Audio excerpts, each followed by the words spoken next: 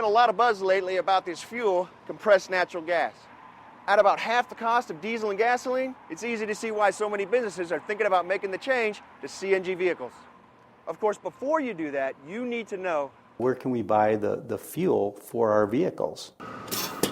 Nobody's going to buy a CNG vehicle until they know they can get the fuel. Like everyone else, the guys over at Oil Equipment were curious, so we checked around to find out.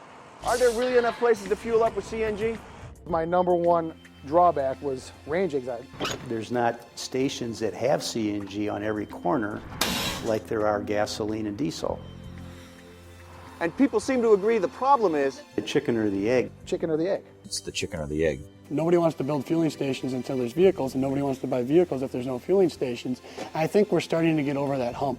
Some businesses that have a lot of CNG vehicles, like Dane County, are taking matters into their own hands. We have a fueling station at one of our sites that runs off of the pipeline, and then we have another fueling station at our landfill. Because many other businesses rely on public fueling stations, here's some good news. They're going in at a pretty good clip, especially here in Wisconsin. Wisconsin is definitely a leader. We've been able, over the last 2 years, to significantly increase the number of natural gas stations.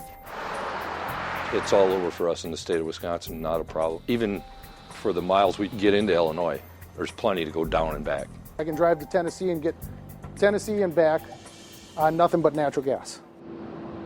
And if you're not sure where to fill up, there's an app for that. Our guys have apps on their phones. Gives you the address and the price per GGE, which is gas gallon equivalent. It's true, there are more places to fill up than ever. But what about the actual fueling process? Some worry it's slower.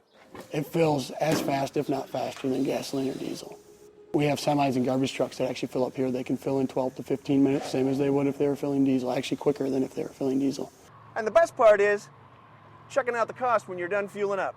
The fuel savings is unbelievable. I mean, it really is. CNG is about half the price of gasoline and or diesel fuel. On a large fleet such as ours, that's several hundred thousands of dollars in savings in fuel every single year. The huge savings helped Matt Miller get over his range anxiety real quick. You're saving between 10 and 12 cents per mile.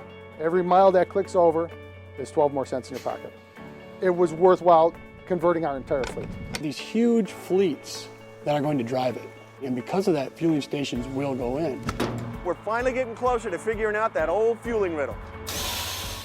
With more CNG stations going in, quick fueling, and low prices, looks like the chickens and the eggs are both coming fast. The more people buy into it, the more stations that'll pop up, which is going to help everybody make it be successful. For more straight talk on CNG, go to mge.com/CNG.